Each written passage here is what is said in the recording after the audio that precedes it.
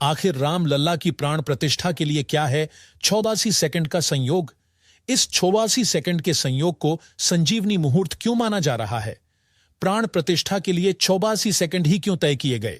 इन सभी सवालों का जवाब हम इस वीडियो में जानते हैं। सैकड़ों साल पहले एक नहीं बल्कि कई बार विदेशी आक्रांताओं का निशाना बन चुकी राम मंदिर एक बार फिर नए रूप में अपने भक्तों के जयकारे के साथ गुलजार होने वाली है। और होगी भी क्यों नहीं, क्योंकि समस्त ब्रह्मांड पर राज करने वाले श्री राम को अपनी ही नगरी अयोध्या में दशकों हाड़ कपा देने वाली ठंड में एक पतले टेंट में निवास करना पड़ा।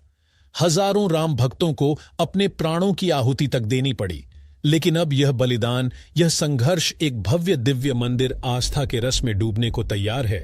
हम सभी किस्से कहानियों में सुनते आ रहे हैं कि त्रेता युग में जब श्री राम वनवास से लौटे थे तो अयोध्या में उनका स्वागत लाखों दिए जलाकर दीपावली मनाकर किया गया था।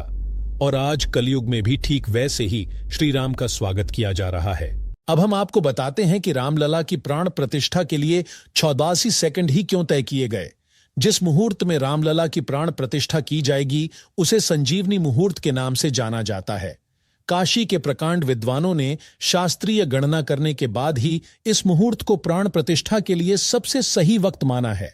इस मुहूर्त को निकालने वाले विद्वानों का मानना है कि इस खास समय पर कुदृष्टि रखने वाले ग्रहों का राम मंदिर और रामलला की प्राण प्रतिष्ठा पर नकारात्मक प्रभाव नहीं पड़ेगा। 22 जनवरी को दोपहर 12:29 और 8 सेकंड से लेकर 12:30 और 32 सेकंड के बीच इन 84 सेकंड में ही पीएम मोदी, जो कि इस प्राण प्रतिष्ठा के यजमान होंगे, उन्हें रामलला की आंखों की पट्टी खोलना होगा और उसके साथ ही उन्हें काजल और आईना दिखाने की पूरी विधि भी इन्हीं 84 सेकंडों में पूरी करनी होगी। अब आप ये जान लीजिए कि 84 सेकंड का यह मुहूर्त इतना खास क्यों है। 22 जनवरी को दोपहर 12:29 और 8 सेकंड से लेकर 12:30 के बीच मेष लग्न का गुरु इस मुहूर्त की आत्मा है। और इसकी खास बात यह है कि दोष उत्पन्न करने वाले यह 5 बाण यानी कि मृत्यु बाण, चोर बाण, अग्नि बाण, राजबाण और रोग बाण इस संजीवनी मुहूर्त के बीच ब्रह्मांड में मौजूद नहीं होगा। ज्योतिष शास्त्र के 9 ग्रहों में से 6 ग्रह मित्र के तौर पर अपने घर में रहेंगे। इस मुहूर्त का मुख्य ग्रह यानी कि गुरु सभी दोषों का नाश करेगा।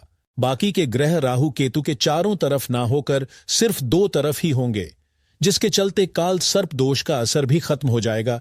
रामलला की प्राण प्रतिष्ठा 21 विद्वानों द्वारा की जा रही है, जो चारों वेदों के झांता हैं। काशी, प्रयाग और अयोध्या के अलावा दक्षिण भारत के भी विद्वान इस प्राण प्रतिष्ठा में शामिल होंगे। रामलला 9 रत्नों पर विराजमान होंगे और इसके साथ 1008 छिद्र वाले घड़े में भारत की पवित्र नदियों और समुद्र के जल से जलाभिषेक किया जाएगा। इसके साथ ही 9 हवन कुंडों में एक साथ हवन किया जाएगा। इन सभी विधियों के बाद एक बार फिर रामलला अपनी गद्दी पर विराजमान होंगे और सैकड़ों सालों से चला आ रहा संघर्ष पूरे विश्व के लिए मिसाल बनेगा।